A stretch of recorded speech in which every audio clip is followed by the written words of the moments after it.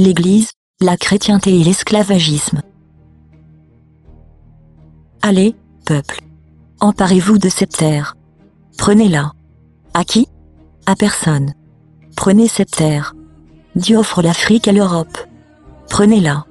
Victor Hugo.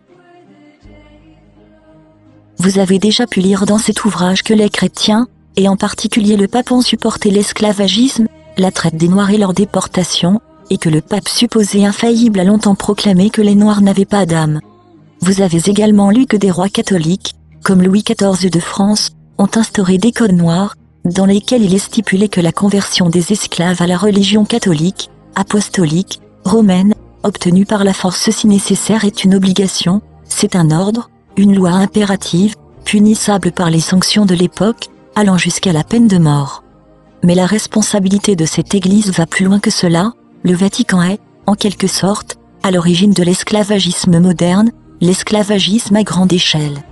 Cet esclavagisme moderne, la traite moderne des Noirs a commencé un demi-siècle avant que Christophe Colomb ne traverse l'Atlantique, en 1492, exactement. Voici comment, en 1441 le marin portugais, Antônio Gonçalves débarqua les premiers Européens sur la côte ouest de l'Afrique, près de Cap Bajador, au sud du Sahara. Gonçalves découvrit là une marchandise dont il pensait qu'elle pourrait plaire à son roi. En effet, il captura 10 Noirs, les transporta vers Lisbonne. Le Portugal était alors gouverné par Henri le Navigateur, prince et membre de la dynastie portugaise catholique chrétienne, aux ordres de Rome. Gonçalves lui offrit en cadeau sa marchandise. Ce trésor, ces 10 Noirs capturés plut tellement au prince Henri, qu'à son tour il en fit immédiatement cadeau au pape Eugène IV. En retour, le pape donna au prince Henri le titre de propriété de toutes les terres à découvrir à l'est de Cap Blanco, un point situé sur la côte ouest à peu près 300 000 au-dessus du Sénégal. Dès lors, une nouvelle ère commença dans l'histoire de l'humanité, l'ère de l'esclavagisme. La découverte du potentiel commercial énorme qu'offrait la traite des nègres était une opportunité que la nouvelle anthropologie religieuse ne pouvait pas laisser échapper d'entre les griffes de Rome. Car la papauté, qui venait de goûter à une grande hausse de ses richesses grâce aux croisades, devenait de plus en plus exigeante au niveau de son accumulation d'argent. Lesquelles croisades venaient d'établir, par les faits, que des guerres conduites dans et pour les intérêts du Saint-Siège étaient toujours justes, et que les fruits de ces guerres étaient bons, et par conséquent que toutes ces entreprises étaient saintes.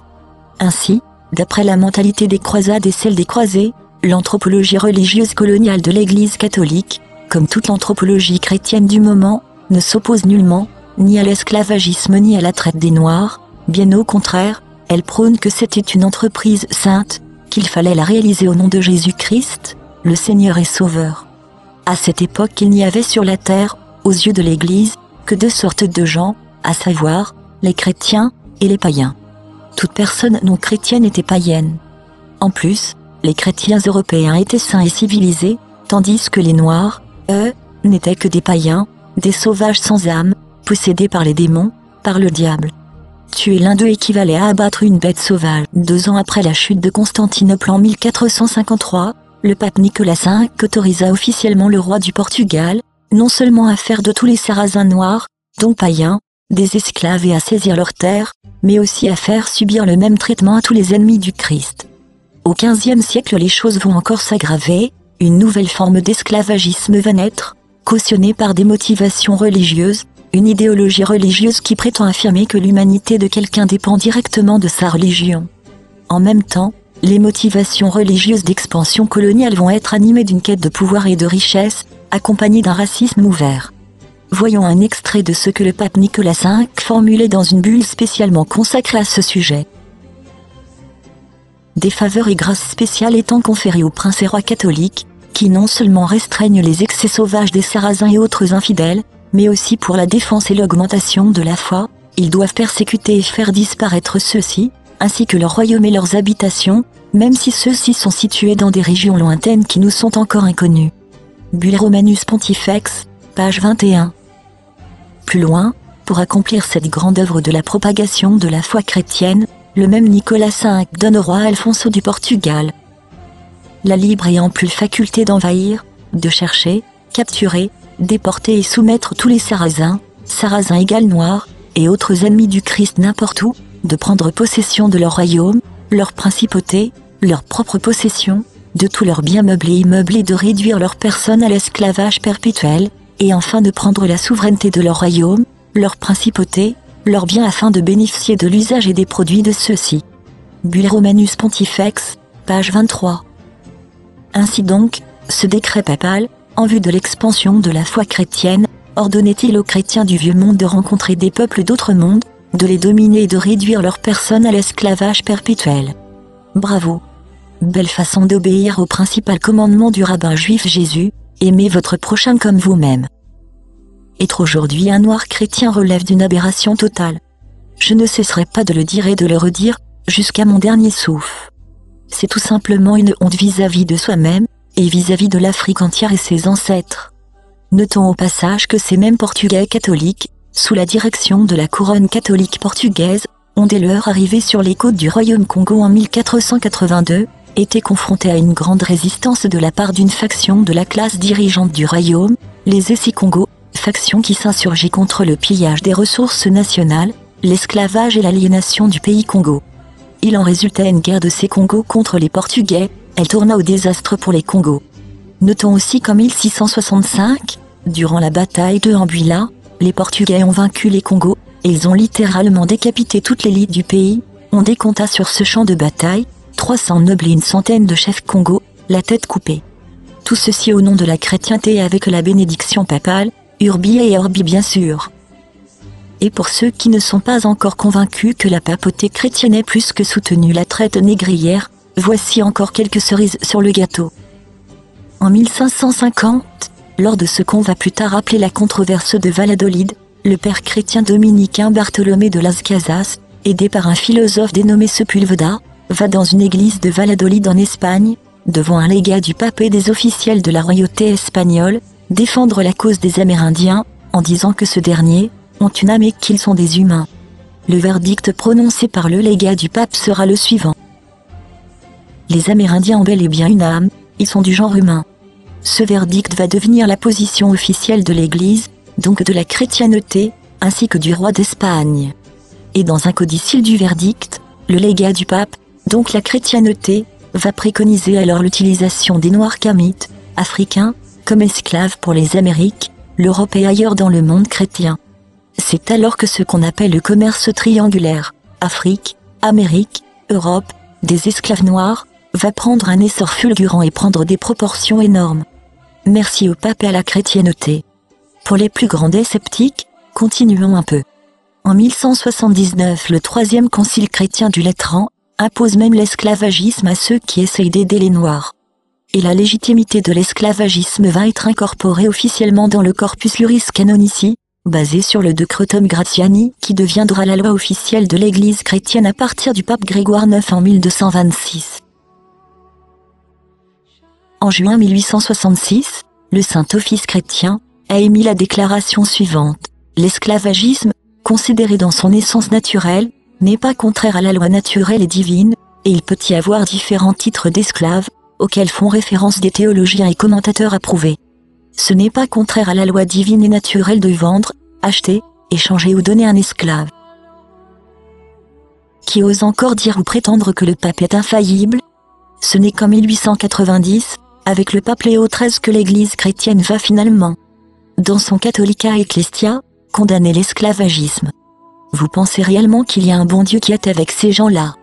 Ce n'est pas par hasard que la prophétesse Kim Pavita est née en 1684, tous les prophètes et toutes les prophétesses du grand plan céleste de nos créateurs, naissent dans un peuple aux prises avec un contexte particulier, ceci afin d'y amener réforme, opposition, révolte, révolution. C'est pour cela que la plupart d'entre eux ont été persécutés, maltraités et bien souvent tués.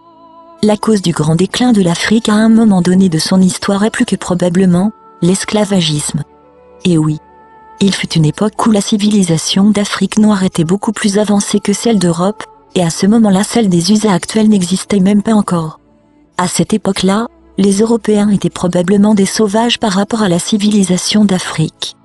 Prenez-en bien conscience. Mais, l'Afrique ne pourra retrouver une situation glorieuse à l'image d'une certaine époque de son passé, que si elle arrive à se libérer des griffes de l'Occident, et surtout des griffes spirituelles de l'Occident. Par exemple, l'Empire Aukar, au Ghana, a survécu à peu près 1000 ans. le Ghana connut 44 rois avant la 25e dynastie égyptienne. Ce n'est que vers 1240 que ce grand empire tomba. Il est dit de l'empereur Tankhaminant, 1065, qu'il pouvait monter en un minimum de temps, une troupe de 200 000 guerriers armés. En 1311, l'empereur Aboubakar II était renommé pour son envoi de navires, de flottes navales, approvisionnés en eau, nourriture et présents, en partance vers d'autres mondes.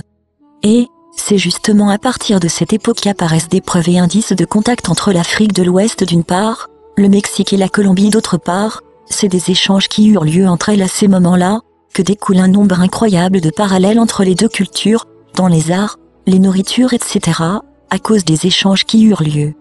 En 1324, Mansa Moussa l'empereur du Mali effectua un pèlerinage vers la Mecque, avec un entourage, une suite de 60 000 personnes, dont 12 000 servants. 500 de ces derniers le précédaient avec chacun un bâton en or pur, pesant 6 livres. 12 ans après son passage à la Mecque, on y chantait encore des chansons en mémoire de sa visite. L'un des plus grands développements de la civilisation d'Afrique survint certainement lors de l'empire de Songhai au cours du XVe siècle. L'empire de Songhai produisit un nombre incroyable de docteurs, de juges, de prêtres, de scientifiques. Ils étaient à la charge de l'empereur, et connus des systèmes bancaires, de crédit et de mutuelles exceptionnels. Il y eut dans cet empire 4 grands centres intellectuels, universités, à savoir, Gao, Walata, Tombouctou, l'université appelée Sankoré, et dont le diplôme était appelé Adjaga, et Djenné. Nous pourrions ainsi continuer un très long cours d'histoire. Rappelons encore, simplement, que l'Afrique avait déjà atteint un haut niveau de civilisation bien des siècles avant la naissance de Jésus-Christ.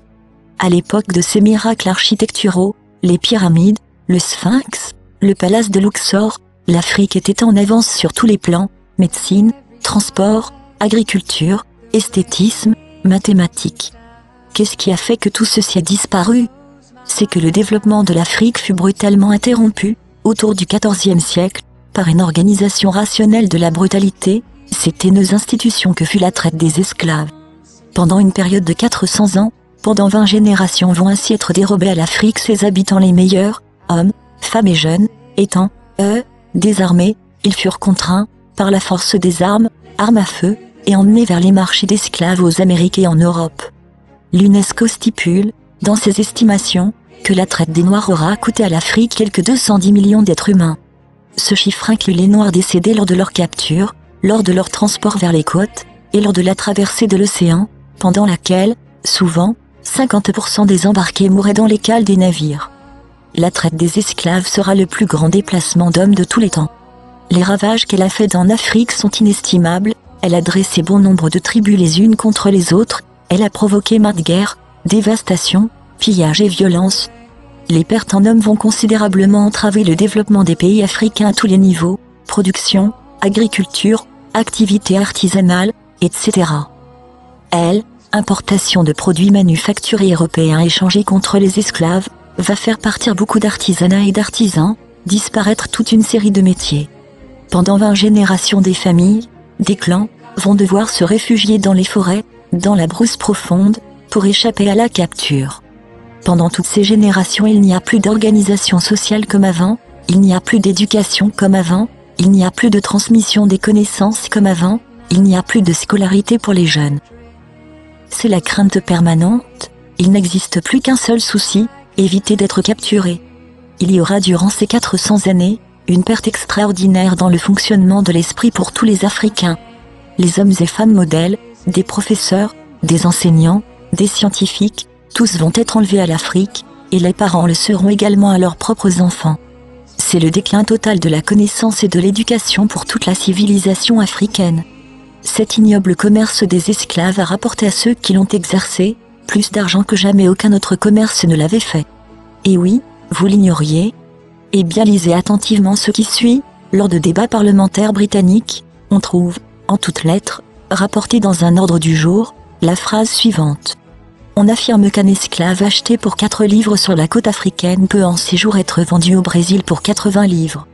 Ce commerce honteux rapporte donc gros, très gros, jusqu'à un bénéfice de 2000%, oui, vous avez bien lu, 2000%.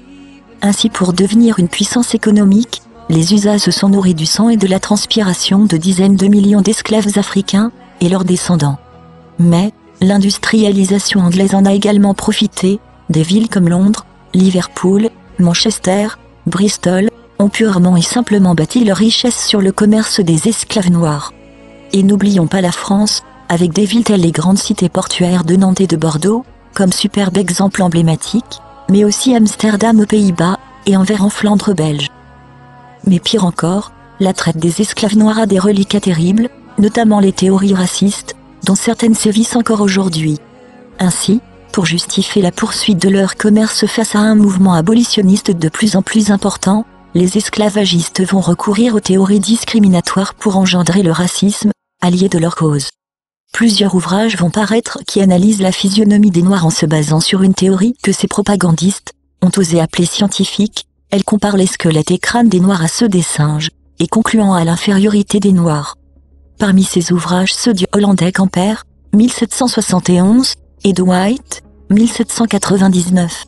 Ces théories vont encore être approfondies aux USA, durant le milieu du XIVe siècle par certaines personnes dont des auteurs comme Morton, noté Cartwright qui proclame haut et fort l'inégalité des races. Le darwinisme sera également beaucoup alimenté par ces thèses. L'Europe s'est imposée comme maître à penser du monde, et a très bien réussi dans cet aspect en ce qui concerne l'Afrique. Il est grand temps de remettre les pendules à l'heure. Nous avons une identité, une personnalité. Notre faiblesse a été notre grande culture orale bantoue. Dans cette Afrique où le verbe est souverain, cela a fort aidé l'Europe colonisatrice à réaliser son plan d'assimilation des populations africaines. S'agissant de ce que l'Afrique a subi durant toute cette longue période, on peut vraiment parler d'un génocide culturel. Ce qu'il faut retenir de cette sombre période de son histoire, c'est que l'Afrique a connu un déclin, une rupture avec son élan de progrès, de développement, à cause de l'esclavagisme. Pendant 400 ans, 20 générations, l'Afrique aura été pillée, il lui aura été dérobé ses forces vives, son capital humain, ses cerveaux capables de transmettre les connaissances, capables d'instruire. Mais, si l'Afrique a eu à connaître, à ce moment donné de son histoire, un ralentissement spectaculaire de son progrès, il ne faut pas pour autant oublier qu'elle a aussi connu, à un autre moment donné de cette même et longue histoire, une explosion extraordinaire de la science comme ce fut le cas en ancienne Égypte. Mais, quelle tristesse de voir l'Afrique embrasser avec tant d'effusion cette religion chrétienne malhonnête et usurpatrice, alors qu'elle n'est pas sienne. Regardons à titre de triste exemple, ces évêques africains de l'Église catholique, réunis en 2003 au Sénégal dans le cadre d'une assemblée triennale de leur organisation.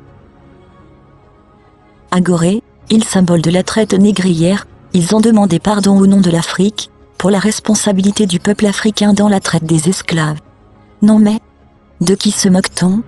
Il me semble qu'un certain passage d'Évangile parle de la paille qu'on remarque dans l'œil de son voisin, en ignorant la poutre qu'on a dans le sien. Les Évangiles, ce devrait être le livre de chevet de tous ces messeigneurs. Malheureusement l'application des vrais commandements de leur maître Jésus, ce n'est pas leur fort. Mais à notre époque, toujours en 2009, il est particulièrement drôle de jeter un coup d'œil sur la façon dont les choses se passent maintenant. Les mêmes évêques chrétiens africains, étant au même endroit et toujours dans le même cadre de leur assemblée triennale, ils ont demandé aux mêmes Africains qu'ils veuillent bien pardonner à l'Église sa responsabilité vis-à-vis d'eux, concernant sa participation de jadis à la traite des esclaves. Le monde à l'envers. C'est plutôt l'Afrique qui aurait des choses à demander à l'Église, voire à exiger d'elle, la demande de pardon de l'Église catholique, par rapport au soutien passé qu'elle a apporté aux esclavagistes, a un aspect positif certes, mais elle n'est pas pour autant suffisante. Le Vatican a accumulé une richesse monstrueuse en la dérobant scandaleusement aux pays africains dès lors. La sincérité de cette demande de pardon qu'il leur adresse ne sera prouvée que lorsqu'il aura, par des dédommagements financiers substantiels, redistribué une grande partie de cette richesse, telle qu'il doit le faire moralement et matériellement, et ce, en monnaie sonnante et trébuchante à rendre. D'une part, à ces mêmes pays africains auxquels les esclaves ont été arrachés, nations à présent des plus démunies de la planète, parce qu'elles ont été privées de leurs forces les plus vives et que leur développement a été freiné gravement, et pour des siècles par la plaie de ce scandale nommé esclavagisme.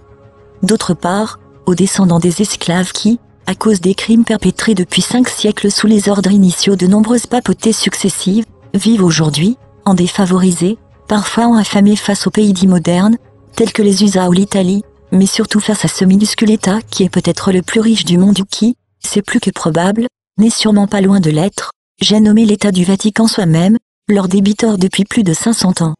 Même si une telle action devait ruiner l'Église catholique, en agissant ainsi, elle ne ferait que se conformer à sa propre tradition officielle de pauvreté, et elle aiderait des pays et des gens qui n'ont pas, fait vœu de pauvreté, mais sont légitimement impatients d'atteindre un niveau social et économique enfin décent. Si le Vatican et la chrétienté occidentale étaient sincères, ils devraient évaluer avec un comité international d'experts, les sommes colossales qui les ont enrichis à partir de ce crime, et verser aux victimes citées plus haut, l'intégralité de ces sommes augmentées des intérêts qu'elles ont rapportés durant les siècles écoulés. L'Allemagne le fait bien pour les familles des Juifs exterminés, et pour Israël. C'est probablement 2 milliards de dollars dont on doit parler, dans ces cas-là. Un montant bien plus élevé que la soi-disant dette du tiers-monde. En fait, c'est le monde riche qui a une dette colossale envers l'autre monde, dont le continent africain, entre autres. Aussi longtemps que ce dédommagement n'est pas fait, il faut encourager tous les Africains catholiques et chrétiens à apostasier, qu'ils abjurent la religion qui a été complice de l'esclavagisme de leurs ascendants depuis 5 siècles déjà. Être catholique ou chrétien pour un Africain, c'est être un traître à la mémoire de ses ancêtres et leur manquer gravement de respect. Les ancêtres de notre Afrique qui ont été soumis jadis à l'esclavagisme, où qu'ils se trouvent, doivent regarder avec horreur leurs descendants accepter d'être baptisés et devenir catholiques.